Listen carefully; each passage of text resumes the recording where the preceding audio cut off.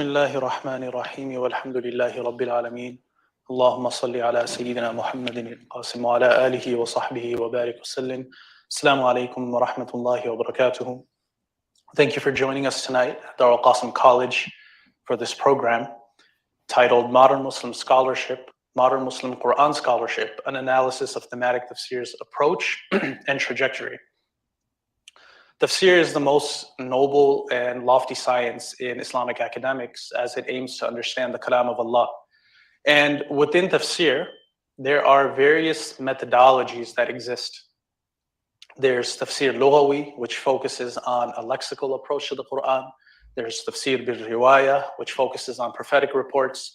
Tafsir ishari, whose primary focus is the underpinnings, the spiritual and ethical underpinnings in the ayat of the Qur'an.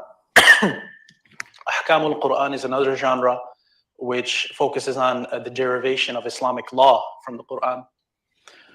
One approach to tafsir that, although has existed hitherto, in the modern era onwards has gained prominence, that is tafsir mawdu'i, thematic tafsir or semantic tafsir.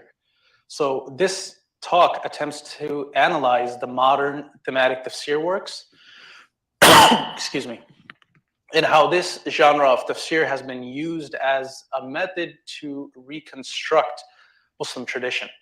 The talk attempts to trace thematic tafsir's sanad or academic transmission, its tools, its figures, and how this genre found its way into traditional Muslim institutions, and then to analyze its forthcoming trajectory as well. And this talk will be presented by our respected Sheikh, Dr. Isam Idu. He is a student of a number of prominent shuyukh, including Sheikh Abdul Rahman Shahuri, Sheikh Abdul Hassan al-Kurdi, Sheikh Nuruddin Ital, rahimahullah, who passed away just a couple of years ago, and also Sheikh Muhammad Awama, hafidahullah. Prior to the Syrian uprising, Sheikh Isam, Dr. Isam Ido had served as a lecturer in the Department of Qur'an and Hadith Studies at the University of Damascus. His doctoral work, Early Hadith Scholars and Their Criteria of Hadith Criticism, presented a new understanding of the criteria used by Muslim scholars in accepting or rejecting reports of one. So the muhaddithun's approach, the jurists' approach, and then the rational theologians, how they approach the whole concept of accepting reports, akhbar. And this work was published as a 2-volume book in 2018 called Manhaju Qabul al-Akhbar 'Inda al-Muhaddithin. Prior to that, in 2012, Dr. Isam was a research fellow at the Forum of Trans-Regional Studies in Berlin, which is affiliated with the well-known Corpus Coranicum. And he formerly was a visiting scholar of Islamic and Arabic studies at the University of Chicago Divinity School. And currently, Dr. Isam is an assistant professor of the practice of religious studies and director of undergraduate studies for the Department of Religious Studies at Vanderbilt, the prestigious Vanderbilt University in Tennessee. He was also affiliated with the Harvard program in Islamic law through Mesa Global Academy in the past academic year. Here at Darul Qasim College, Sheikh Isam has taught courses on Usul al-Jassas, as well as Rafu wa Takmil in Hadith studies and in Usul al-Fiqh. And his public lectures on Mustalah al-Hadith and Quranic studies were well attended here on campus. And the recordings of that you can find on our YouTube page. And here at Darul Qasim College, we have remarkably a unique program called Takhasus fi Tafsīr, specialization in Quranic exegesis, for which currently Sheikh Isam is one of the lecturers. So I'll mention a little more afterward, but this lecture tonight is a glimpse into one of the courses offered at Darul Qasim College through this program, and the instructor is Dr. Isam himself. And inshallah, with that brief introduction, we'll begin our lecture for tonight.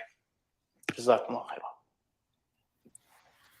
Yeah, thank you so much, Faraz, for this introduction. And let me start with this important topic.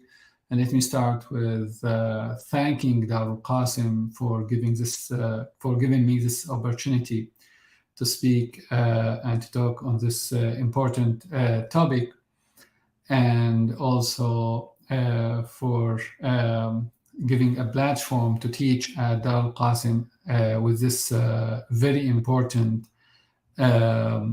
program, تخصص في التفسير. And this a unique and new program and a high-level program at Darul Qasim. Student, after studying 4 years of tafsir, going through many primary texts. So after 4 years, they are focusing more on and expanding their knowledge to study and to engage more with primary sources and secondary sources. So thank you, Darul Qasim, and thank you, Faraz, for this great and brief introduction. So my interest in this topic pertaining to a wide interest in how some new genres in our modern world reproduced and were reproduced in the last century with different motivations, different tools, and different objectives. So we witnessed all of these genres mostly were born in the medieval time, as we talk about like tafsir, and as Sheikh Faraz talked earlier about different types of tafsir. So we witnessed different types of tafsir in the medieval time, including some tafsir related to what we will talk later about the thematic and semantic tafsir. So however, the objectives of that tafsir, the motivations and the tools are different from that time to our modern time. So the wider interest in tafsir and also other genres, how these genres were reproduced in our modern time, ahkam al-hadith, and also maqasid al-sharia, legal reasoning, and also التفسير الموضوعي. So we witness in our modern time with the awakeness of Renaissance, or maybe with the birth of Renaissance, النهضة or الإصلاح, حركة الإصلاح by Sheikh Jamal Din Afghani and Muhammad Abdo in the end of 20th and 20th century and the beginning of 20th century. So we witness a wave of constructing and reproducing some genres in our modern times by these scholars, and then these genres had a trajectory in our modern time, going from these people who are like considered reformist, and then going to other people who are maybe more like labeled as Salafi, and then end up with traditional institutions like Kulliyat Sharia and Al-Azhar.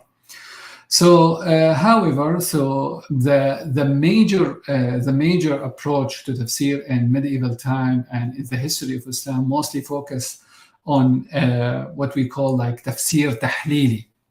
So this is like focusing on interpreting words by words, word by word, verse by verse. This is like mostly labeled or maybe called by our modern scholars as atomistic tafsir, or piecemeal, or word by word, or verse by verse, or linear atomistic tafsir. So, however, this type of tafsir in Kulliyat Sharia in Arab world and Muslim world mostly taught under the subject called Tafsir al-Tahlili. So Tafsir al-Tahlili versus the thematic tafsir or semantic tafsir, what we are going to present today. So thematic tafsir, the better technology, the better terminology for this in Arabic, like Tafsir al-Mawdu'i, semantic tafsir, we call this Tafsir al-Dalali.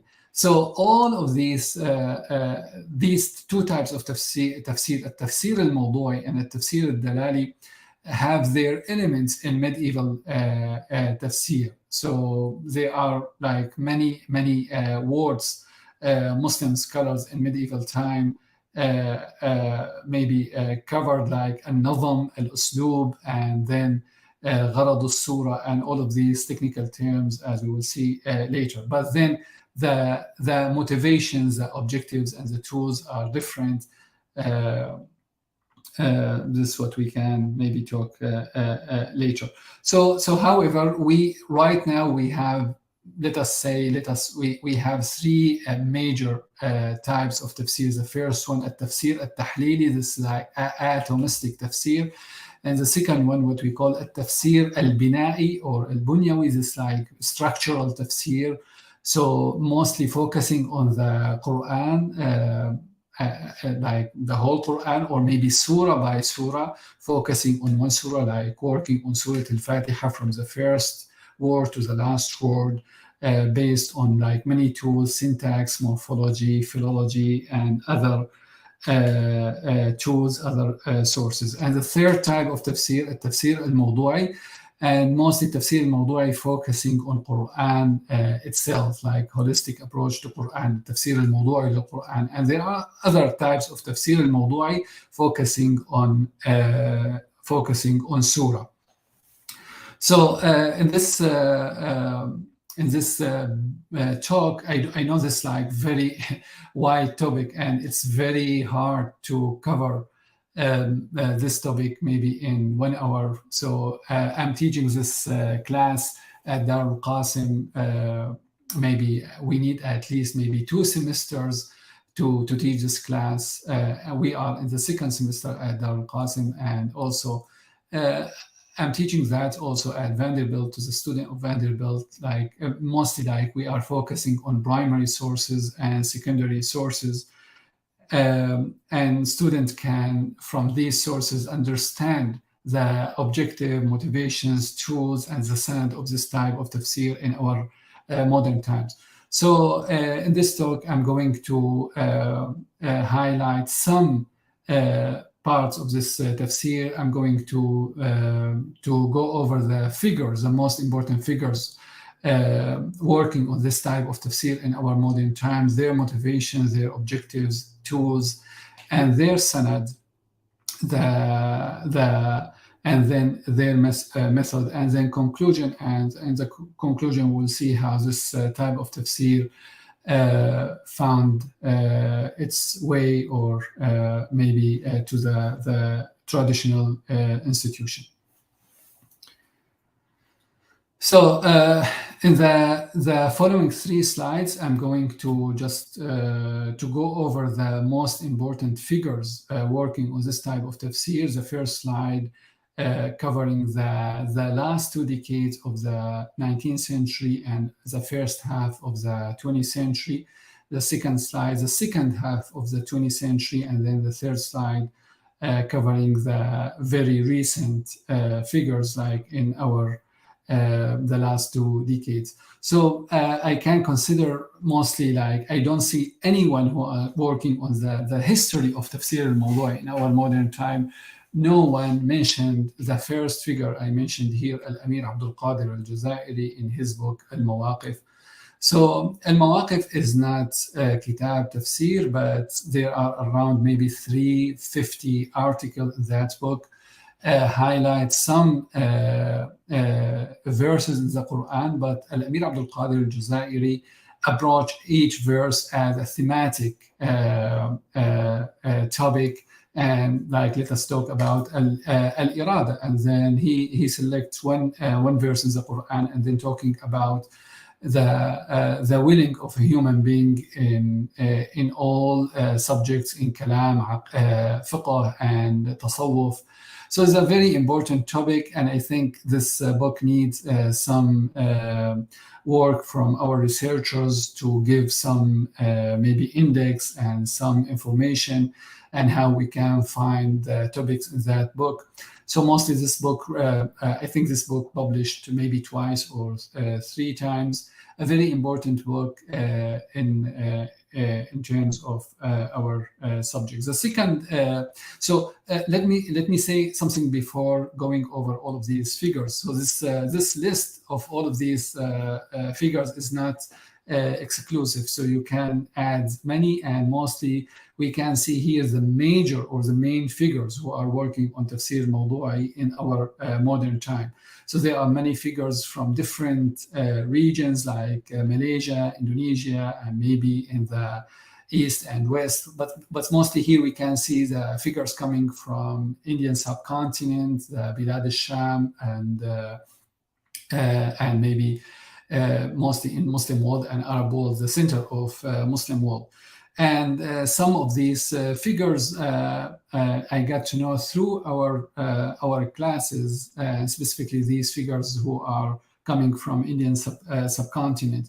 And some figures here, they did not write maybe on Tafsir Mawdu'i, but they had some influence on that on this genre, maybe partially, or maybe they have a very big influence on this field. And some of them maybe did not write on Tafsir Mawdu'i, but they wrote a book. This book invoke and motivate others to work on Tafsir Mawdu'i. And maybe I'll mention just one, maybe one scholar in this three list is not because the title of the topic is Muslim scholars, but there is one scholar who is Japanese, as you can see in the second list. Toshihiko Izutsu is not a Muslim scholar, but his work motivates many people who are working on tafsir and to use his approach, and specifically in Arab world and Muslim world, among those people who are labeled as reformist. So this may be a very important background of these figures, as I mentioned about Amir Abdul Qadir al-Jazairi, and then the second one, Jamal al-Din al-Afghani and Muhammad Abdo. So these two figures did not write on Tafsir al-Mawdu'i, but as we will see later, they had a very big influence, and they opened this type of tafsir, and we can see from there. So we have we can trace the genealogy of the sanad of Tafsir Mawdu'i in our modern time. So moving from Egypt to Indian subcontinent, a very important figure, mostly anyone working on Tafsir Mawdu'i we will encounter with this name, Hamid ad-Din al-Farahi. He wrote multiple works, one of them Dala'il al-Nizam. And then going back to Egypt, again, Rashid Rida, a student of Muhammad Abdo, in his book, in his encyclopedic Tafsir al-Manar and other works, we can consider him the first one in the Arab world who wrote on Tafsir Mawdu'i and opened this genre as a book. So, but his sanad going back to Jamal al-Din al-Afghani and Muhammad Abdo. And then moving again to the Indian subcontinent, we have Maulana Sayyid Mumtaz Ali, who wrote a kitab Tafsīr al-Bayan fi Maqasid al-Qur'an. We will talk about all of these works later when we talk about methods, objectives, and tools. The second list, we have a very long list. This is the the second half of the 19th century. We have Abdullah Darraz. He wrote multiple works. One of them, among them, is Dastur al-Akhlaq and Naba al-Azim, mostly focusing on ethical approach and the thematic ethical approach, or the thematic ethical tafsir. And in Egypt, again, we have Amin al-Khuli. Amin al-Khuli is the father of a school called Madrasatul Umana, al-Umana, named after his name, Amin al-Khuli, and then his circle, Aisha bint al-Shati, and other figures in his circle called Madrasatul Umana or Madrasatul Udaba. Mostly Amin al-Khuli coming from the method of literary method, like al-Madrasa al-Adabiyya, focusing on the literary markers and literary marks and literary theory. Coming from this angle, he is focusing on Tafsir al-Mawdu'i. But however, Amin al-Khuli, influenced by al-Madrasa al-Islahiyya, al-Sheikh Rashid Rida Muhammad Abdu Jamal al-Din al-Afghani. So his sanad going back to Jamal al-Din al-Afghani and Muhammad Abdu. So we still in Egypt. We have then Sayyid Qutb in his encyclopedic work and very known book, and caused a lot of discussion in Arab world and Muslim world. Sayyid Qutb in his book Dhilal al-Qur'an. And then we can see maybe the first fruit of this type of tafsir in a traditional institution was Muhammad Mahmoud Hijazi in his book Al-Wahda al-Mawdu'iyya fi Al-Qur'an Al-Karim. This a thesis written in Al-Azhar, and I think after that we can see this topic taught in Kulliyat al-Sharia and in Al-Azhar. And with Hijazi we can see, as we will see later, a very clear approach to tafsir al-Mawdu'i, and with a different order of the Quran, not based on Mus'haf, but based on a chronological order. So moving to the Indian subcontinent, everyone here may be aware of and familiar with Abu al-Ala al-Mawdudi Tafhim al-Quran. And then going to Iraq, Muhammad Baqir al-Sadr, and what we call this like social thematic tafsir in his book Tafsir al-Mawdu'i wal-Falsafa al-Ijtima'iyya. And then to Iran, and this going to the east, Muhammad Hussein al-Tabtabai in his book Mizan fi Tafsir al-Quran. And then going to the Arab world again, Muhammad Izz al-Darwaza from Palestine, and he wrote multiple works, but the most important work, his book Tafsir al-Hadith. And with Darwaza we can see a radical shift on thematic tafsir and through chronological order of the Quran. And then Fazlur Rahman from different areas. So he wrote multiple books in different places in Pakistan and here in the West in Chicago. He was a professor at the University of Chicago, but one of his most important books, and translated into Arabic, maybe many other languages, his book Major Themes of the Quran. And then Toshihiko is also, as I mentioned, he is not a Muslim scholar, but his book, specifically God and Man in the Quran, Semantics of the Quranic Weltanschauung, a very important book, and motivated many scholars to work and maybe to advance and work deeply on thematic tafsir. Moving again to Indian subcontinent, Ahsan Islahi, a student of Hamid al-Din al-Farahi, in his book Tadabbur al-Quran, an encyclopedic book around 10 volumes. And I think with Islahi, many people, especially in the West, when we talk about the thematic tafsir, the first scholar coming to the mind is Ahsan Islahi. He has a very clear, and maybe with his work we can see not just like thematic tafsir, but also we can see thematic and structural tafsir. Aisha bint al-Shati is from the circle of Amin al-Khuli, Madrasatul Umana. She wrote multiple books, and she applies literary theory on tafsir mawdu'i. The last list was the last slide of these figures, this last 2 decades. The first one is from Damascus, Abdul Rahman Hassan Habannaka in his book Ma'arij al-Tafakkur wa Daqa'iq al-Tadabbur. So that's book very important in terms of reordering Quran based on a chronological order, and also presenting structural and thematic tafsir. Abu al-Qasim Haj Hamad, we are still in the Arab world, but from Sudan. So in his book Al-Alamiyya Al-Islamiyya Al-Thaniya, 2 volumes, very important books on Al-Mustalah Al-Qur'ani, so the Quranic technical terms. He presented a unique theory on what we call the traditional genre Al-Wujuh wal-Nadha'ir. He presented a unique theory on that.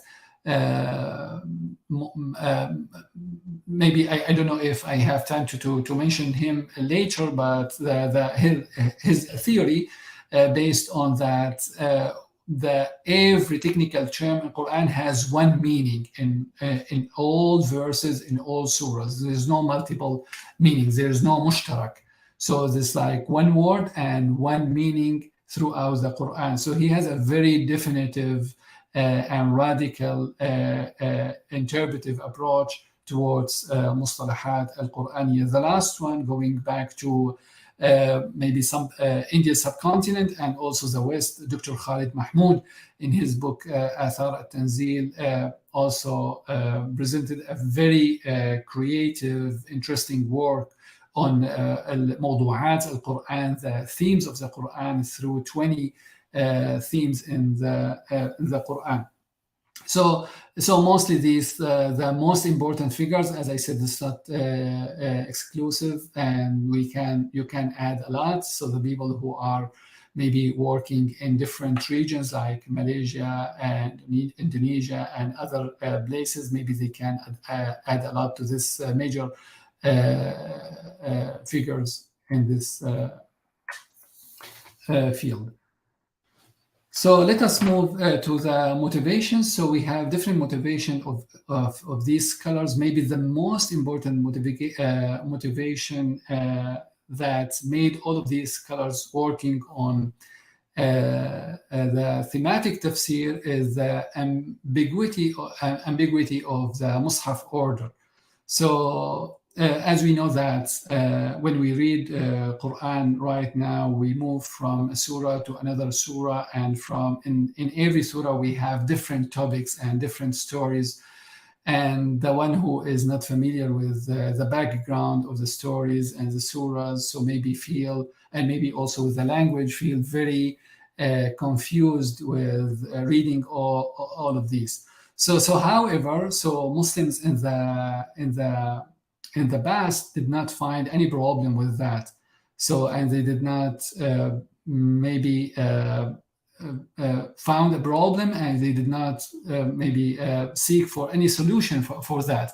So, and that's made maybe some scholars, as we will see later, Al-Izz bin Abdul Salam, he found just like every verse in the Quran stand by itself, and there is no need like to do anything related to the coherence of the Quran or nazm.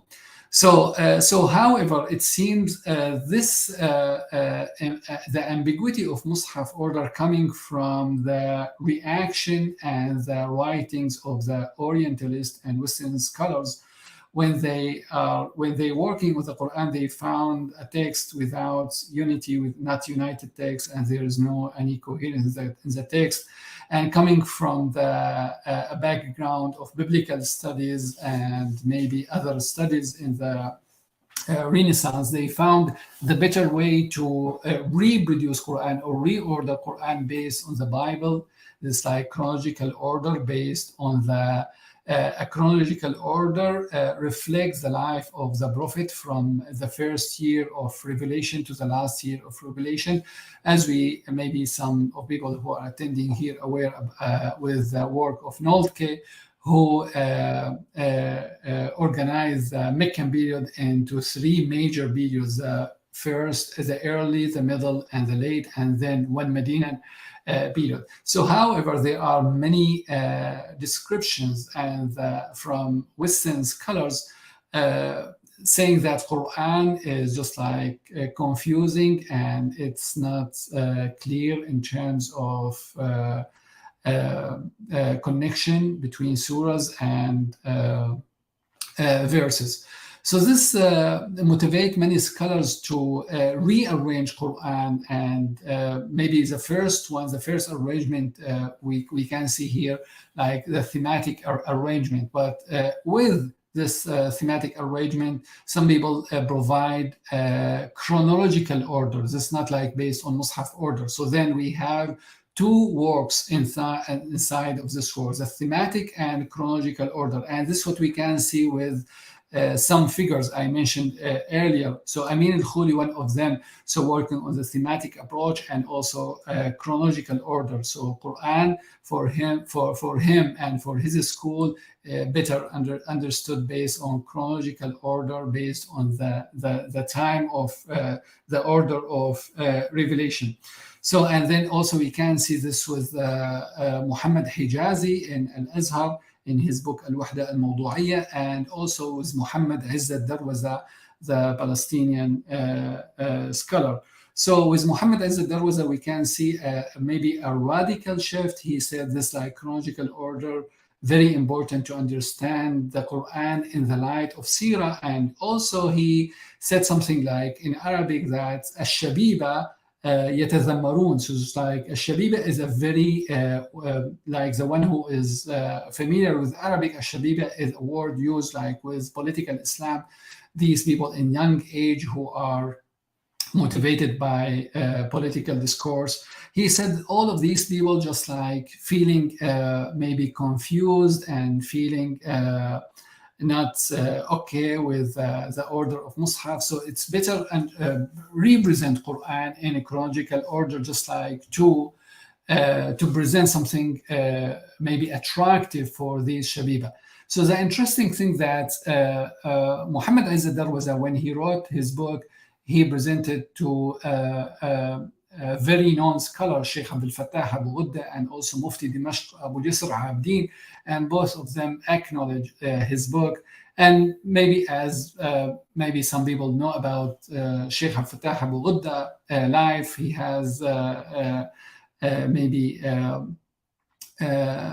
two maybe or more than two stages in his life. Earlier in his life, he was connected with Muslim Brotherhood, Al-Ikhwan al-Muslimin, and maybe for that, in that era, in that time, he found this type of working maybe a valid work, but we don't know if he's aware about the background and the motivation of this book. But we can consider Tafsīr al-Hadith by Muhammad Izzat Darwaza is a very important work in terms of the thematic and chronological tafsir. And also still we are in Bilad al-Sham. Sheikh Hassan Habannaka in his book Ma'arij al-Tafakkur or Ma'arij al-Tadabbur also presented, he found this type of order, chronological order, very important for two objectives. The first one, pedagogical and epistemological education. He found that this type of order can help the readers with two types of education. The first one, pedagogical and also epistemological. So when we go to Mus'haf, so some people, working on the thematic tafsir, but they did not change the order of the Quran. So just approaching thematic tafsir based on Mus'haf order. And this we can see mostly all of the scholars I mentioned earlier, except the scholars that I mentioned under chronological. That means like Jamal al-Din al-Faghani, Muhammad Abdu al-Farahi, Sayyid Mumtaz Ali Darraz, Qutb al-Mawdudi, al-Sadr, Tabtabai, Islahi, Khalid Mahmoud, all of them, they did not find the order of the Quran a problem with the thematic tafsir. And maybe the radical approach by these people who are working on Mus'haf, maybe Amin Ahsan Islahi in his book Tadabbur al-Quran, he found the order of Mus'haf is a very unique order, and I think he is just like we can approach him as a radical maybe reaction to the Orientalist, because Orientalists found that the order of the Mus'haf is not okay. So then they said, the chronological order is the best way to read Quran. And then he found the Mus'haf order is the best way, and he built a very concrete theory and presented definitive tools how we can approach thematic tafsir. So if we go to the thematic, as I mentioned earlier, some of the scholars working on the thematic, just like from surah angle, and some of them from Quran angle. So التفسير القرآني الموضوعي is the major tafsir. Surah is just like sub genre under التفسير القرآني. So those people who are working on the thematic surah, we can see mostly Farahi, Islahi, Darraz, Qutb, Aisha bint al-Shati, Habannaka, and Rashid Rida. And so mostly those people who are working on the surah and the thematic tafsir, the thematic tafsir of surah, so they found that the tartib of mushaf is divine. Is not, there is no like a human engagement or human action with that. So everything like based on the prophetic reports, and then this is what we call in Arabic tartib tawqifi. This is like like everything based on revelation and tartib of surah of the Quran. So we need to follow this tartib of the surah of the Quran. So those people who are working on the thematic tafsir of the Quran, including also Islahi, Farahi, Sayyid Mumtaz Ali Hijazi, Muhammad Baqir al-Sadr, Khalid Mahmoud, and Amin al-Khoury. So moving to the structural tafsir, so this different from the structural based, like mostly the syntax and going from verse to verse, maybe in one surah or maybe in the Quran at all. So the first one, those people who are working on the structural tafsir, but on the chronological order, including also Amin al-Khoury, so, and also including Sheikh Hassan Habannaka al-Midan. So we can see Sheikh Hassan Habannaka both in the thematic tafsir and also here in the structural tafsir, and also we can see the Madrasat al-Umana with two sides, thematic and structural tafsir. So those working on the structural tafsir, but they don't change the order of the Quran, and that means based on the Mus'haf order. So this including Islahi, Farahi, Sayyid Qutb, Darraz, and Tabtabai. So, and then we have the third type of this motivation, the logic tafsir. So mostly we can see here some scholars, including Abdullah Darraz, Fadlur Rahman, Al-Amir Abdul Qadir Al-Jazairi, Muhammad Abdo, and Jamal Ad-Din Al-Afghani. So for just like, for example, Fadlur Rahman, he did not find the chronological order or Mus'haf order a problem. So he maybe not care at all about the order of the Quran. He just like care about the way how approach any topic in the Quran. So collecting all of these verses and make all of these verses talking to each other to build a thematic interpretation of the technical term. So let us here read, just like we have very clearly in a book written by Mustansir Mir, a very brief book around 100 pages on the coherence in the Quran, where he discussed primarily Islahi and Farahi, and he mentioned other scholars, Sayyid Qutb, Al-Mawdudi, and Tabtabai. But he on the cover of his book, maybe I'm sorry, the first page of his book, he wrote, and he maybe caught this verse, very known verse in Surah Al-Hijr, those who tore the Quran to pieces, الَّذِينَ جَعَلُوا الْقُرْآنَ عِضِينَ. So mostly after like few pages, like in introduction, we can see the quote here talking about those people who are following tafsir al-tahlili.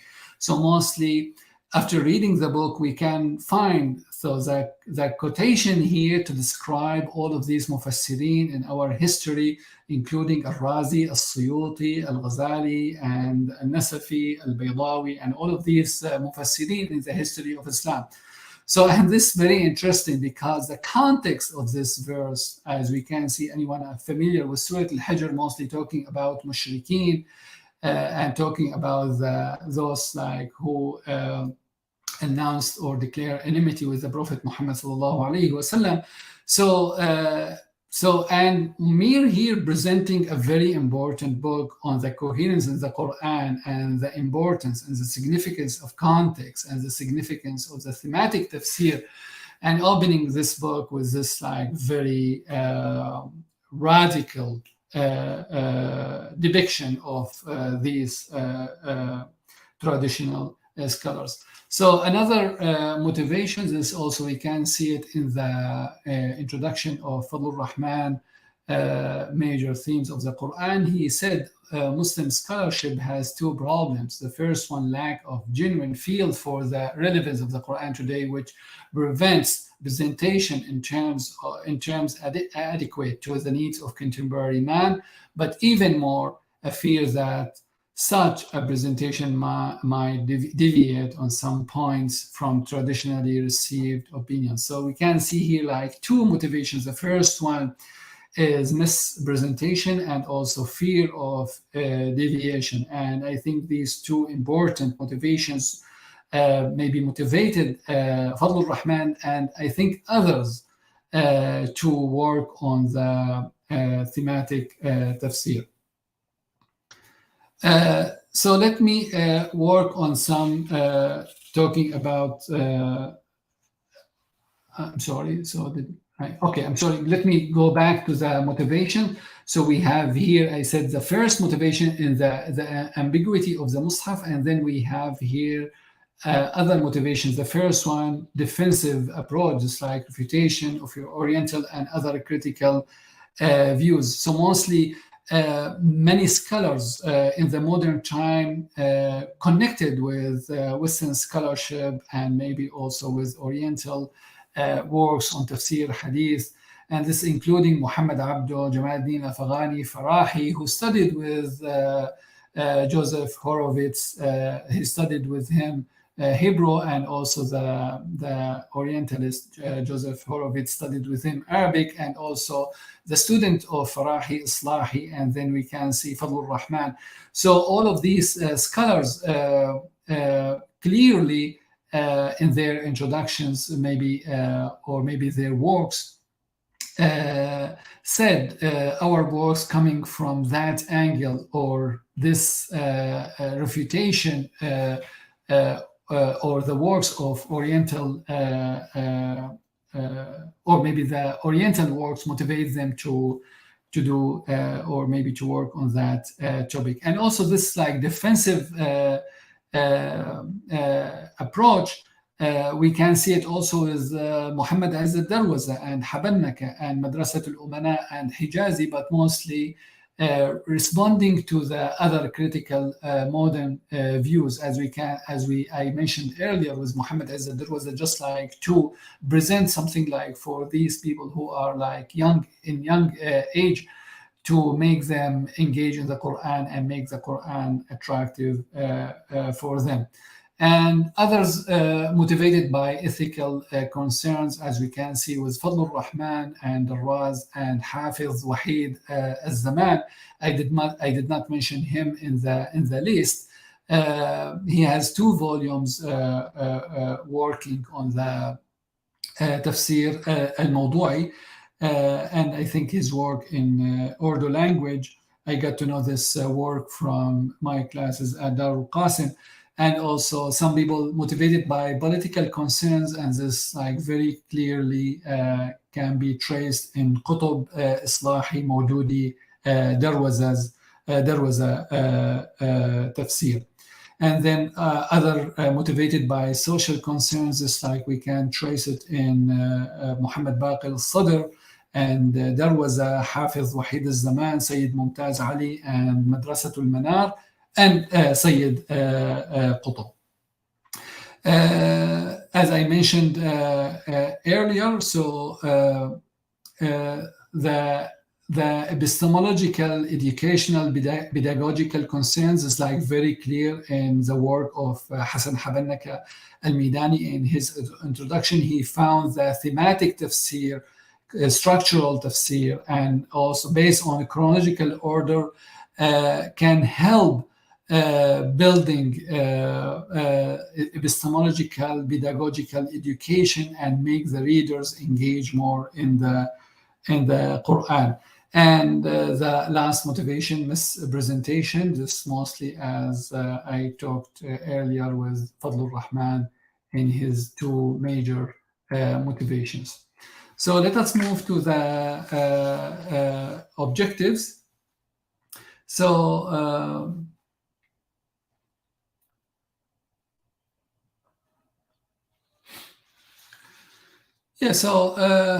so for objectives, so right now I think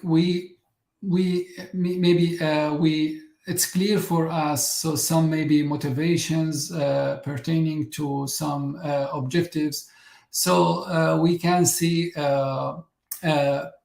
with Islahi and Fazlur Rahman in their introduction, and specifically from Mustansir Mir understanding of Islahi work, they attempted to present a definitive interpretation. This interpretation, a way to remove any ambiguity, any misunderstanding, any misrepresentation of the Quran in our modern time. So mostly we are very radical with their approach, and they found, and maybe they depicted their approach as a definitive interpretation. So that means there's no way to understand Quran in other maybe ways or other interpretation.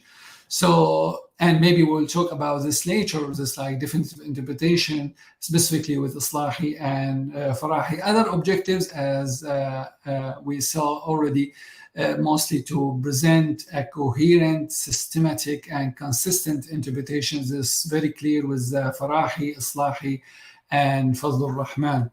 And with Sayyid Mumtaz Ali in his book, we can see, I think his book is Tafsīr al-Bayan. Let me check the book Tafsīr al-Bayan في مقاصد القرآن.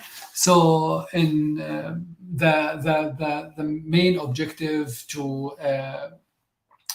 is like religious revival and unification, al-wahda al-diniya and al-tajdid al-dini, and for that he found that the thematic tafsir, al-tafsir al-mawdu'i, is the best answer, the best way to achieve this objective.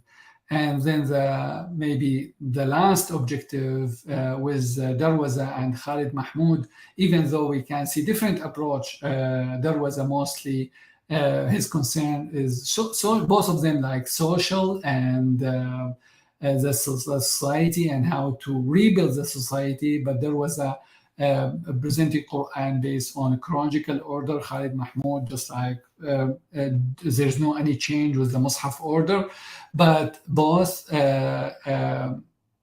express their objectives that this type of tafsir can help us in reconstructing Muslim societies and make Quran maybe very close to these young the youth or the people in young age. So let me talk about the tools. So as you can see, like a lot of figures, and it's very hard in this hour just to mention all of these methods and tools, but I try to encapsulate all of these tools in these four types. Let me talk about the language, grammar, philology, pre-Islamic Arabic, literary markers or literary marks, and the semantic. So mostly we can see Farahi found philology, grammar, pre-Islamic Arabic very important tools to presenting a thematic tafsir, and specifically the pre-Islamic Arabic found a very important tool to read Quran. And this, I think, he shared this concern with other traditional scholars who found that pre-Islamic Arabic, al-Qasaid al-Arabiya and the Shar al-Jahili, very important to understand the Quran.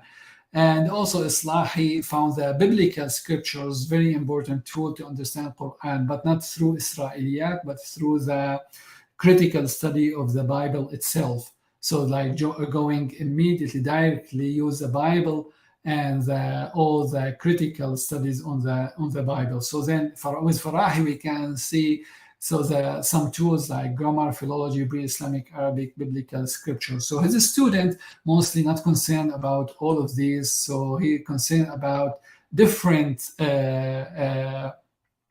tools, as maybe I'll talk later. But so both Islahi and Farahi, so mostly they don't give like any maybe credit to hadith, sunnah, or asbab al-nuzul, occasions of revelations. So the major tools or the primary tools coming from grammar, philology, pre-Islamic Arabic, and biblical scriptures. So for Islahi, he divided the tools of this type of tafsir into two main categories. The first one, definitive tools, and the second one, non-definitive tools. The definitive tools are four. The first one, the language of the Qur'an, and the second one, nazm al-Qur'an. Maybe I'll talk about nazm al-Qur'an in Islahi theory, and nadha'ir al-Qur'an. And the fourth one, as-sunnah al-mutawatira. These are definitive tools, absolute tools. When we find any evidence from these, help us building thematic tafsir. Other tools are non-definitive, not absolute. So are 5 tools: al-hadith, just like not as-sunnah al-mutawatir or al-hadith al-mutawatir, and asbab al-nuzul, التفاسير المبكرة. So all تفاسير المبكرة, الرازي, السيوطي, non-definitive tools, and also biblical scriptures, and also the history of the pre-Islamic Arabic, or maybe pre-Islamic Arabic. All of these non-definitive tools for Islahi. So for Nazm, as I said, like Nazm is a very important and definitive tool for Islahi, but the Nazm, the coherence of the Quran for Islahi, different from the theory of Nazm in the history of Islam. So mostly in the history of Islam, the word Nazm used a lot with Al-Khattabi, Al-Zamakhshari, Al-Jurjani, Al-Baydawi, and Al-Razi. But mostly we can see the elements of Nazm consist of maybe a language, grammar, syntax, word by word, word connection with the meaning. But with Islahi and Farahi, Nazm based on 3 pillars. The first one, the order, it's like tartib, and then proportions. So proportion is like at-tanasub, or the symmetry, and then the unity, al-wahdaniyya. So then at-tartib, at-tanasub, al-wahdaniyya are 3 main pillars that consist or present the theory of Nazm in the eyes of Islahi and Farahi.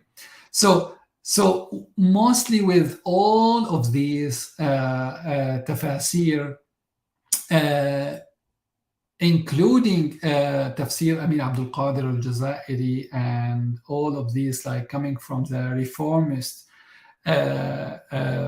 movement, al-Haraka al-Islahiyya, or Madrasat al-Umana, al-Madrasa al-Adabiyya, and also the Salafi tafsir. So mostly we don't see we don't see credit for the Islamic sciences, Islamic genres, ilm al-kalam, usul, al-fiqh. So mostly personal connection between the scholar, between the exegete and the Qur'an, and providing different tools, not the same tools that used by Muslim scholars in the traditional sources. So we can see in the modern thematic tafsir tools like grammar, philology, pre-Islamic Arabic, literary marks, semantic tafsir, and biblical scriptures, but no usage for maybe kalam, usul, and fiqh. So moving to the sanad and trajectory, mostly we can see the sanad going back to 2 maybe there is a fork, and these the two sources merged with Tafsīr al-Mawdu'i in our modern times. The first major route coming from traditional works, mostly in Tafsīr al-Mawdu'i, we can see many scholars in our modern times who are working on Tafsīr al-Mawdu'i, like Jamaluddin al-Afghani, Muhammad Abdul Rashid Rida, Madrasat al-Umana, and other scholars quoting a lot, Ash-Shatibi and Ibn Taymiyyah, Ibn Qayyim al-Jawziyah. So these are the most important scholars considered as a source for the Tafsīr al-Mawdu'i in our modern time. So Ibn Taymiyyah, he did not write a complete tafsir, but he penned some maybe treatises. He wrote in his like Rasail treatise on Lafz al-Sunnah fi al-Qur'an, and also some treatise on Surah al-Insan, like thematic tafsir of surah, or maybe some technical terms in the Quran. And also Ibn al-Qayyim in his book Al-Wabil al-Sayyib, mostly focusing on dhikrullah and how we approach the technical term of dhikr, and in his book Hadi al-Arwah, how we approach the Jannah in Quran. So this types of works considered sources for Tafsīr al-Mawdu'i in our modern time, mainly Ash-Shatibi, Ibn Taymiyyah, Ibn al-Qayyim. We don't see other figures like Al-Razi. So even though he's very important in terms of At-Tanasub or Al-Biqa'i and other scholars, so maybe we can see their names. I don't say we'll not see their names, but mostly their names not major in that book. And mostly there is an absolute absence for Al-Ghazali and his book Jawahir al-Quran, and I'll maybe highlight his work later. So let me talk about the Western works. So as I mentioned earlier, so mostly Tafsīr al-Mawdu'i coming as a reaction or a response to the Western scholarship on the order of the Quran and how we approach the Quran. So all of these scholars, maybe the majority of these scholars, engage with refuting or refutation of that understanding, and also maybe following some Western scholarship on Tafsīr al-Mawdu'i. And we can see that very clearly with this book, Tafsīlu Ayati al-Qur'an al-Hakim, this book written in the beginning of the 20th century by a French author, Joel Lapome. And then this book, with the introduction with Muhammad Fuad Abdul Baqi, we can trace a very important sanad, as we will read here in the introduction of Muhammad Fuad Abdul Baqi. So let us read in Arabic. So this the first pages of the introduction of Muhammad Fuad Abdul Baqi, and this is the word of Abdul Baqi. أما بعد فقد كان ذلك عام 1923. So that's marked as 1923. وكنا في مجلس من مجالس الهدى والتقى التي يعقدها السيد الإمام محمد رشيد رضا بدار المنار، وكان هناك علماء وكان هناك باحثون، وكانت الحكمة تتفجر من ينابيع قلوبهم، ودار الحديث حول تفسير القرآن للأستاذ الإمام الشيخ محمد عبده، باعث النهضة الدينية وحامل لوائها. عاجب كيف أن الأستاذ الإمام كان إذا شرح آية في كتاب الله يسرد الآيات التي تنتظم معها في سلك واحد كلها أو جلها، مما لم يسبق لمفسر الإتيان به. سأل سائل ذلك، فأجابه السيد الإمام بأن الأستاذ الإمام كانت عنده نسخة منقولة إلى العربية من كتاب وضعه أحد علماء فرنسا، بوب فيه آيات القرآن حسب الموضوعات، وكان يستعين بهذا الكتاب في تفسيره. قال: ولما توفي إلى رحمة الله بحثنا في مخلفاته عن تلك النسخة فلم نقف لها على أثر، وقلت أنا إن الأصل لتحت يدي، فطلب مني السيد الإمام أن أنقلها إليه باللغة العربية، فصدعت بما أمرت، وقضيت 7 شهور كاملة في نسقها، كان نهايتها يوم 8 مارس سنة 1924. So Muhammad Fuad Abdul Baqi here, just like in summary, he said the story starts as year 1923 and the story ends 1924 when the book published.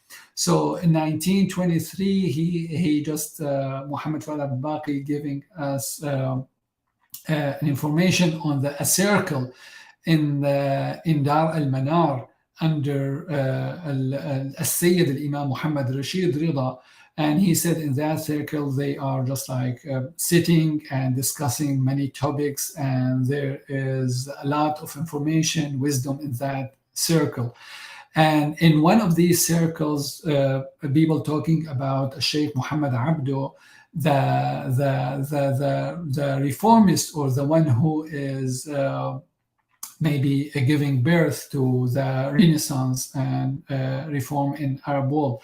And someone in the circle said how the Imam very maybe wise and smart and thoughtful when he interpret any ayah, any verse in the Quran, he bring all ayats to and bring them in a very holistic approach, thematic approach, in the way that we the first time we can see this type of tafsir.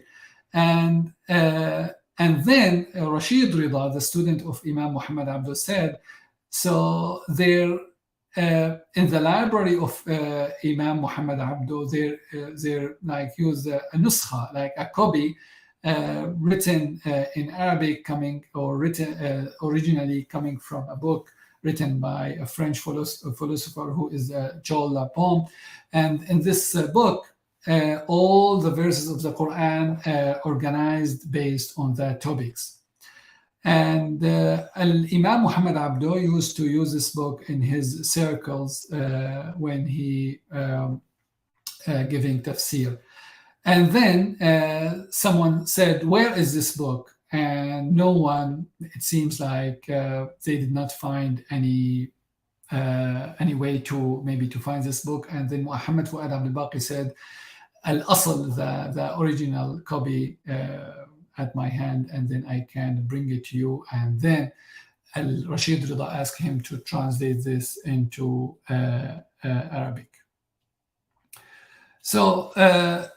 So let me go back to the trajectory. So from traditional works, Western works, so then we can see the birth of the thematic tafsir in our modern times. So coming from the reform, Jamaluddin Al-Afghani, Muhammad Abdul Rashid Rida, and then Rashid Rida mostly moving to the Salafism. And then from Rashid Rida, we can see Madrasat al-Umana with Amin al-Khuli and Aisha bint al-Shati, and maybe the official call to the reordering Quran based on chronological order coming from the Madrasat al-Umana. So before Madrasat al-Umana, so mostly the concern is the thematic tafsir, but with Madrasat al-Umana we can see a radical shift. So that means tafsir al-Mawdu'i cannot be done without chronological order.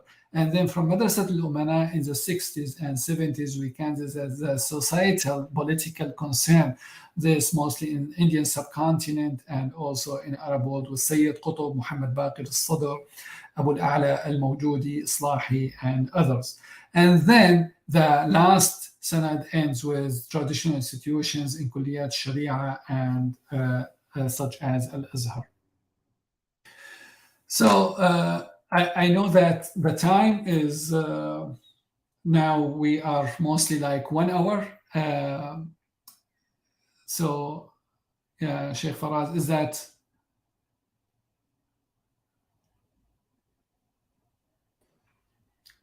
Do we need to stop here or what? Because I have methods, a lot of informations here, and then analysis and some quotations, and then there another analysis. So yes, please let me know before. Sure, Dr. Islam, you can inshallah continue. I know it's been almost 60 minutes, but inshallah we can maybe continue and somewhat summarize the remainder sections. Inshallah. So I'll be brief, even though this slide, the method may be the most important slide here, but I already mentioned some informations when I talk about on motivations and tools. So on methods, as I mentioned, there are like thematic tafsir. Some of them presented tafsir through chronological order and mushaf order with Madrasat al-Umana, mostly chronological order, mushaf order, as we can see it with Islahi and Farahi. So, but let me share some new information here. Muhammad Hijazi and Azhari, he is the first one who said that I'm the first one in the history of Islam, maybe in the modern time, the first one talked about al-wahda al-mawdu'iyya, the thematic unit, or the thematic unity of Qur'an. And we know this like a big claim. So before him, mostly like we have many decades, people working on the thematic tafsir. But with the chronological order, we can see the first official call coming from Madrasat al-Umana. And Muhammad Azzadar was a very radical in chronological order.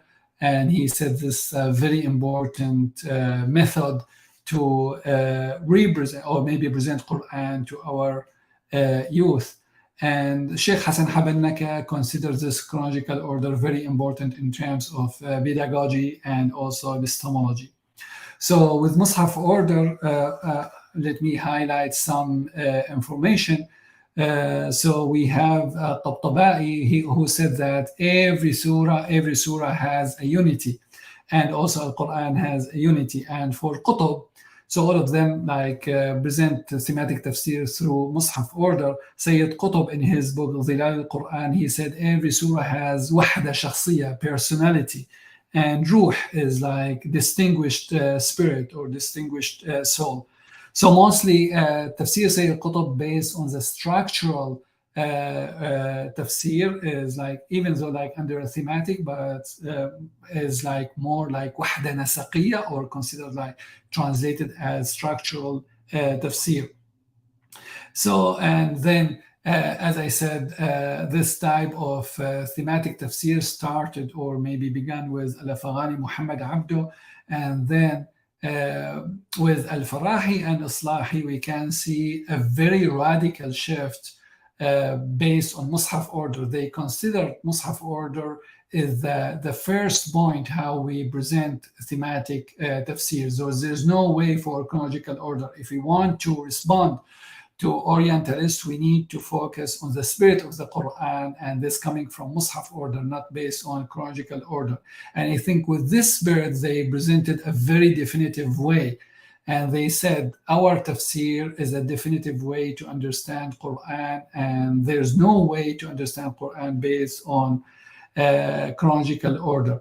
So, and for that, Farahi presented tafsir mawdu'i lis-surah. He mostly gave a tafsir for maybe 12 surahs, but Islahi presented a holistic and a complete tafsir with his tadabbur, and he presented three levels: tafsir as-surah, and then tafsir as-surah in pairs, like surah with its sister in Quran, based on Mus'haf order, and also surah as group.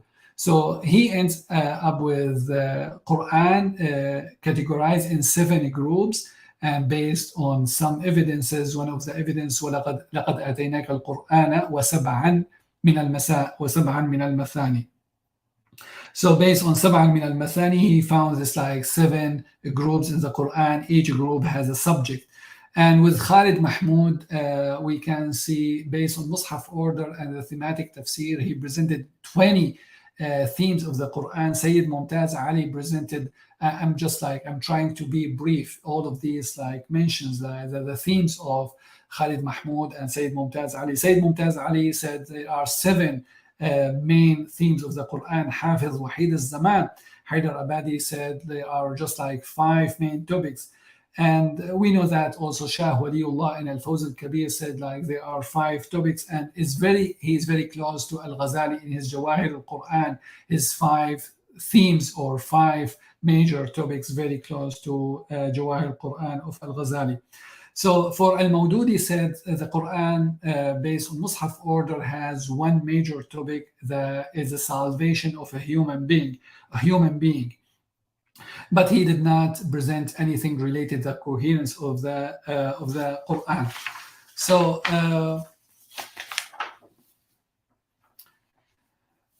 with the structural, we can see also, as I said, chronological and Mus'haf order. Chronological, mostly we can put here Hassan Habannaka al-Midani and also Madrasat al-Umana. They are different, very different, but share structural tafsir and also based on a chronological order. As I said earlier, so Hassan Habannaka can be in the first one, the thematic and structural one. With Mus'haf order, the structural tafsir, mostly we can see it and trace it in Darraz's work. And he said, there's no any significance for chronological order and there's no any necessity. So Mus'haf order is very important to present structural reading of the Quran.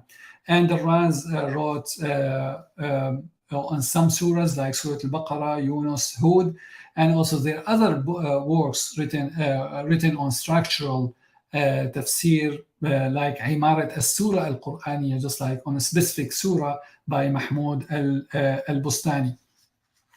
And also here we can put Islahi and Farahi. Islahi and Farahi as Sheikh Hassan Habannaka can put under thematic and structural, but Sheikh Hassan Habannaka mostly chronological, but Islahi Farahi based on Mus'haf order. And for logic, as I mentioned earlier, Fadlur Rahman, he said that Al-Quran has a holistic view, and this like called the world view. And in the language that presented by Toshihiko is also the Weltanschauung, this like translated as world view of the Quran. So there is no any necessity for chronological order or Mus'haf order.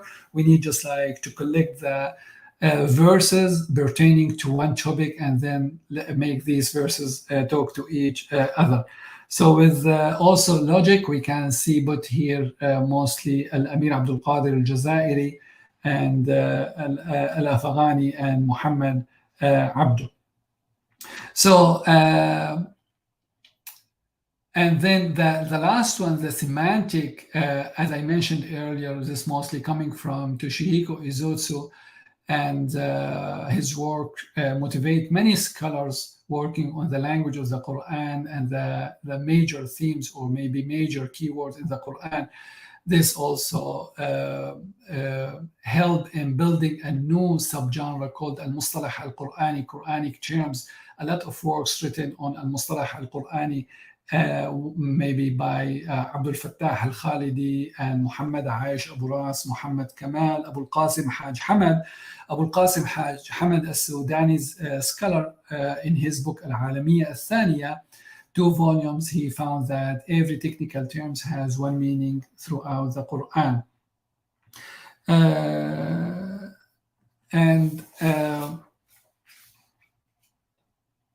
So this like the major themes, and then we can see under these major themes some technical terms, the most important terms, as we know, at-Tafsir al-Mawdu'i coming from Mawdu'i or Mawdu' topic, or Amud, the pivot. This like the technical term presented by Islahi and Farahi. They said every surah every surah has amud, and every surah bears has also one amud, and also every surah groups has one amud. So then, but for Islahi, there are 5 standards to find or maybe to find amud. The first one should be central and concrete, distinctive, universal, and should have interpretive value. So the word محور coming from Sayyid Qutb, he used the word محور instead of amud. And shakhsiyya, personality, is a word used by also Sayyid Qutb. And the word gharad, the object of the surah, used by at-Tabatabai. And the ruh, also spirit, used by Sayyid Qutb. So ruh, shakhsiyya, and used by Sayyid Qutb. موضوعي mostly used by Sayyid Abu al-A'la al-Mawdudi. So as I said, for nazm is a very important word used in the traditional tafsir, different approaches, different methods. And but with these scholars, especially Islahi and Farahi, we can see nazm is a very and definitive way to understand Qur'an, and has 3 elements. The first one, al-wahda, unity, and the second one, at-tanasub, proportion, and the third one is order, at-tartib. And mostly we can see this type of category, surah to surahs, groups of surah and Qur'an. The first 3 shared by Islahi and also Raymond Ferrin, who working mostly on the theory of Islahi in his book, working on the composition of the Quran and ring theory. So every surah has amud, every 2 surahs has amud, and every group of surahs has amud. So that means in the end we have 7 groups of the surah based on as-sab' al-mathani. And this is the theory of Islahi, so based on the Mus'haf order, not based on chronological order. So, but the most important maybe think about the Islahi theory, that the background of this organization or arrangement, even though in Mus'haf order, to reflect the trajectory of the life of the Prophet and the first Muslim community in Mecca and Medina. So mostly we can see in Islahi work a reflection or maybe mirroring with the political Islam in Indian subcontinent. So mostly focusing on this type of arrangement in the Quran, just like to see and to trace the life of the Prophet and the Muslim community in the early period. So mostly with these types of tafsir, we can see the first thing coming to our mind when we read some theoretical works, introductions, details, and some works on Islahi and Farahi. So mostly they are motivated by the idea of definitive meaning. They are trying to find a definitive meaning and to avoid any ambiguity in interpretation. And this, I think, shared with many scholars, and that's very clear in Fadlur Rahman language, and Islahi language, and Farahi language. And also this very clear also with Izutsu language, even though he's working on that semantic tafsir. So but reading semantic tafsir of Izutsu and thematic tafsir of Islahi, Farahi, Fadlur Rahman, all of them share this motivation or maybe this objective. We need to find a definitive meaning, and this definitive meaning can help people to find unity, and then to erase and to remove any ambiguity or any conflict or any confusing in Muslim societies. And I think this a very radical response to maybe Orientalism, Western scholarship. And if we also, we say this like, this is a valid motivation, a valid objective. But when we just open the traditional books and all books of our scholars in the history of Islam, we don't see this like this a concern. So mostly we can see refutation, and we can see people engaging in answering, and there are multiple opinions in every genre, every field, and every mas'ala. So so this is the first thing, the first motivation we can see in all of these works. But if we go to the nature of tradition, and especially if we read in Kitab al-Burhan, al-Zarkashi, al-Itqan, and al-Ziyada wal-Ihsan by Ibn Aqila, specifically on the chapter of Munasaba, so we can see that Muslim scholars, when they are trying to or maybe presenting the idea of munasaba, the connection, and how the surah and how verses connected to each other, they mention a very important maybe description, especially Al-Razi when he wrote his tafsir, and specifically Surah Al-Baqarah. He said al-uslub, this like trying to find the context, and al-uslub and the unity and the coherence in the Quran just like help us in finding lata'if al-ma'na. So the subtleties of meanings is not like definitive meaning. So this like is just like every latifa, every subtlety represent the scholarship of every author.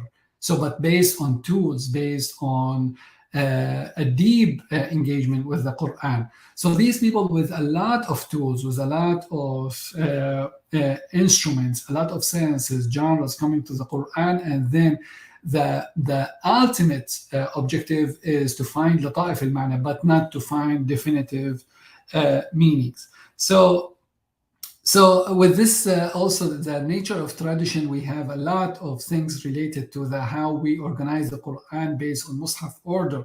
So coming from the Hadith and coming from the Sunnah, like organizing or arranging Quran in 4 categories: Al-Tiwal, Al-Mi'in, Al-Mathani, and Al-Mufassal, and how Al-Tiwal mirroring Al-Tawrah, and Al-Mi'in mirroring Al-Zabur, and Al-Mathani mirroring Al-Injil, and also Al-Mufassal is a gift given to the Prophet sallallahu alaihi wasallam.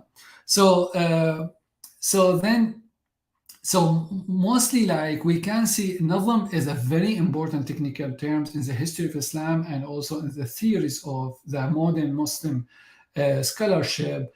But Nazm was not a certain or definitive way to understand Quran. So on the opposite side, or just like with this modern scholarship, we can see the Nazm is a definitive, a certain, absolute tool to understand Quran. So mostly with these types of tafsir, we don't see any space for Muslim scholarships and Muslim genres, al-ulum al-islamiyya, ilm al-kalam, ilm al-fiqh, and ilm al-hadith, all of these mostly absent. And this mostly like when we go back just like few centuries, we can see, as I mentioned here, with this type of tafsir, the ultimate objective after reading many works, we can see this type of tafsir is a way to reconstruct Muslim tradition, and especially Islamic traditional sciences mostly absent in this type of tafsir, and legal and theological schools mostly absent and mostly criticized. Few centuries earlier, so we read in Firman of Kanuni, the first Sulaiman, dated 1565. So the tafsir and the curriculum based on 11 tafsir, this al-Baydawi, al-Zamakhshari, al-Nasafi, al-Qurtubi, and other tafsir, mostly to work on these sciences and to educate students, Muslim students, with all of these genre and sciences, ilm al-kalam, ilm al-fiqh, ulum al-ala. But with thematic tafsir is a radical shift, is a way to to remove this burden of reading and being educated with all of these Muslim scholarship. So other way in another side, or maybe other aspect in this type of tafsir, the thematic tafsir, we can find this tafsir coming as a response to maybe societal, economic, and maybe a political need. And mostly we can see this narrowing the Islamic cosmology, like in his book Jawahir al-Qur'an al-Ghazali. He this maybe need another hour, just like focusing and maybe trying to decode the theory of al-Ghazali when he presented how Quran consists of 6 elements, and this can be maybe expanded to 11 elements, or maybe 10 elements, and then he found that all Muslim sciences can be categorized in 11 sciences, and Quran contain all of these sciences in a hierarchy, with a hierarchy coming, like the first coming from ilm al-huruf, and then in the end the top ilm al-ma'rifah. So, but the background of the theory of al-Ghazali based on Islamic theology, not Islamic cosmology, and not based on the political and maybe responding the political and societal need. So this, like some quotation by Al-Izz bin Abd al-Salam I mentioned earlier. He found that there's no need to find nazm and isbab and munasaba for Quran, because every verse stands by itself and every verse is asl. So Al-Izz bin Abd al-Salam maybe is the only voice in all of these book, Ulum al-Quran, trying, or maybe we can find that going or opposing the idea of munasaba, and that means every verse can help us in understanding one subject of Islam, and there's no, we don't find munasaba. But in his book Al-Burhan, al-Zarkashi trying to maybe giving us this quotation from his one of his shuyukh, saying that munasaba is very important to understand Quran. And then Al-Imam al-Razi in Tafsir Surah Al-Baqarah trying to, or maybe we can see here, وَمَنْ تَأَمَّلَ فِي لَطَائِفِ نَظْمِ هذه السورة. So لطائف النظم and لطائف المعنى is very important to understand Quran, but no one of these scholars considered this type of tafsir a definitive way to understand Quran. So just like maybe one example, when we like take an example of Farahi, Islahi, maybe Islahi specifically on the surah pairs, he found that the surah Sajda paired with Surah Luqman, and this based on Mus'haf order. And he found an amud pertaining to these 2 surahs, and mostly the amud of these 2 surahs focusing on the structural and the way how we can read this Quran, societal and political way, and the trajectory of Muslim movement. But if we read these 2 surahs based on Sunnah and based on Hadith, we can see the Surah Sajda is a very important surah highlighted by the Prophet in the 6 canonical books, and Rasul alayhi salatu wassalam ordered every Muslim to read Surah Sajda with its sister Surah Al-Insan every Friday Fajr, and connecting Surah Al-Insan to Surah Al-Sajda every Friday. We can see the amud behind the surah, mostly like talking about cosmological amud, like al-mulk wal-malakut and khalq al-insan. And as I said, this like maybe need a lot of discussion, but maybe just like giving one example of the amud of the Islahi theory, and then trying to find this amud based on Sunnah or based on Hadith, we can see different approach, different findings, and different results. I know that's a lot for today. I think we are mostly like 1 hour and a half. I know this topic is very big, but I hope that in these slides I presented something like can be new and useful for the audience. Jazakallah khairan, Dr. Islam. Inshallah, we'll take just a few questions perhaps. So viewers can submit their questions while I ask Sheikh Islam some of the questions that are already submitted. As for the modern scholars who propel tafsir mawdu'i the way it has been propelled in the modern era, do they have particular leanings in the field of hadith? And then I think to add to that, I'll couple it with another question, that the quest to find a definitive meaning, as you mentioned, is the case with some of these scholars. How would that then vie with different schools of law and legal theory, where naturally difference of opinion is just embedded in usul al-fiqh and fiqh? So how do these scholars approach hadith as well as fiqh? So let me talk about hadith first. Mostly, hadith is absent in the majority of these works, so we don't see hadith has a significant place like in Farahi, Islahi, Fadlur Rahman, and the majority of these works. That's not like with the work of Hassan Habannak al-Midani, or maybe these scholars in the Indian subcontinent like Khalid Mahmoud and Sayyid Mumtaz Ali.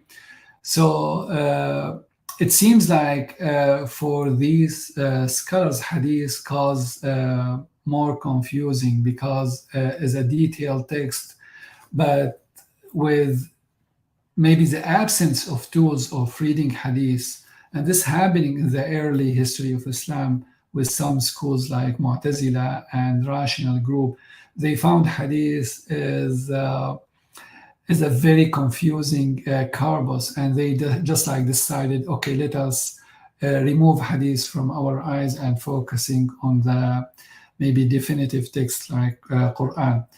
But the end of that theory, Qur'an is an open text and Hammal awjuh. So, and there are many wujuh in the Qur'an.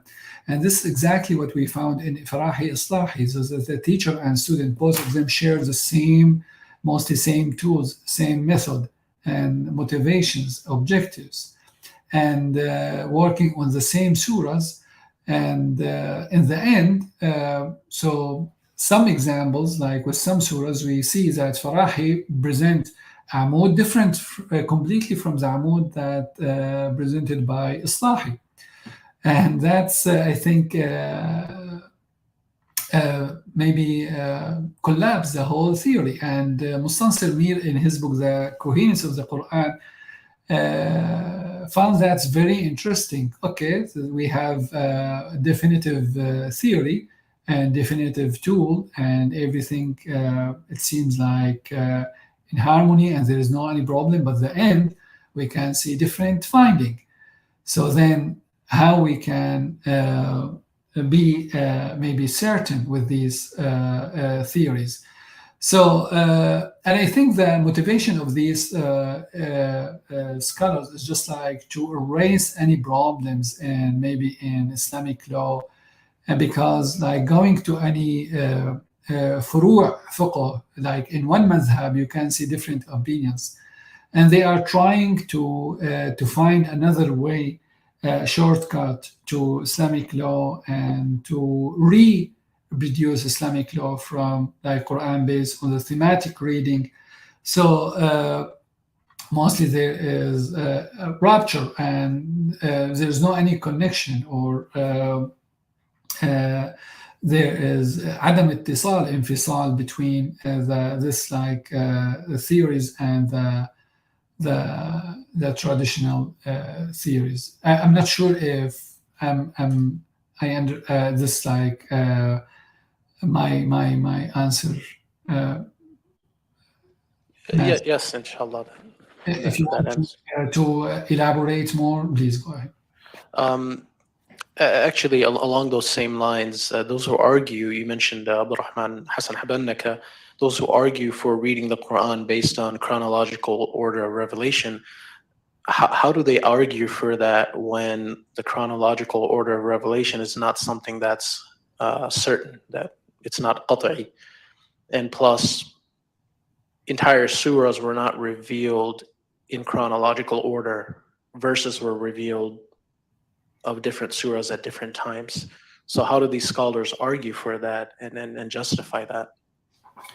Yeah, we know that like anyone reading in Al-Itqan and any book, we know that this like very not something like new for our scholars. In Al-Itqan, we can see there are different codex, masahif, and one of them, Mus'haf Ali bin Abi Talib, based on the chronological order. So the first surah is not Surah Al-Fatiha, and then Surah Al-Baqarah, we can see the Mus'haf Ali based on the chronological order. So they found this way, they found this masahif an example or maybe an evidence for them to represent Quran in that way. And they found this like there is no, we don't say this like that, this like Sheikh Hassan Habannaka, he did not say this is the only way, but this way can help us. So the language of Sheikh Hassan Habannaka is very soft, and the language of based on scholarship, he said this like help us in building pedagogical and epistemological education, or a tool for educating our new generation. So, but he did not say this like a definitive way to understand Quran. So in his book, you can see structural tafsir, thematic tafsir, and also all sunan and hadith pertaining to the surah. And this we don't see that in Farahi and Islahi. Mostly hadith is absent, even though sometimes we can see hadith is a source for his theory. When when he talked about the surah pairs, and he used this hadith that Rasul sallallahu alaihi wasallam used to read like two surahs maybe in some situations or some incidents, but then he did not use hadith for the amud of these two surahs. He just like provided his own theory, not coming from Sunnah. Thank you. Thank you for that. One question that was submitted is, you mentioned the ring theory in your presentation. What exactly is it, and what is its purpose? Yeah, ring theory mostly coming from the literary theory, and all of these people working on this type of theory coming from a work written in the maybe not in the field of Quranic studies, written by a scholar Mary Douglas, and Thinking in Circles. So, and the meaning in the center or maybe in the middle. So one of the most important book, Raymond Ferren, in his very short book, mostly following Islahi theory on the unity of surah and the unity of surah pairs, and then the unity of surah group. So mostly we can see it in the book of Raymond Ferren, and then we can see other works written based on Raymond Ferren. So one of the example I can share here, a paper written by Jawad Quraishi on Surah Yusuf, and the ring theory on Surah Yusuf. So mostly we see in that theory the absence of hadith, the absence of sunnah, and mostly working on Quran as a literary text, and based on literary marks and literary signs, literary tools to find the connection between verses, and then how to put maybe the major ring of the surah and maybe other small rings. So there is one major ring maybe for Surah Yusuf, and then we can split or maybe divide the Surah Yusuf into sections, and maybe in each sections we have a ring. Like for Surah Yusuf, even though working on the ring theory. So with Qurayshi papers, he found the climax and the middle, the center of Surah Yusuf is the dream of the king. But Angelika Neuber, the German scholar, also worked on Surah Yusuf. She found the climax, or maybe the center of Surah Yusuf, not the dream of the king, is the sermon that given by Yusuf in his jail. This is like another way to find the differences in this ring theory, because ring theory is very hard when you want to organize a surah and then to find the climax, because every change is like a puzzle. Every change can change the whole theory. And then beyond the theory, there is a rationality to find the sections, the sub rings, and maybe the major ring.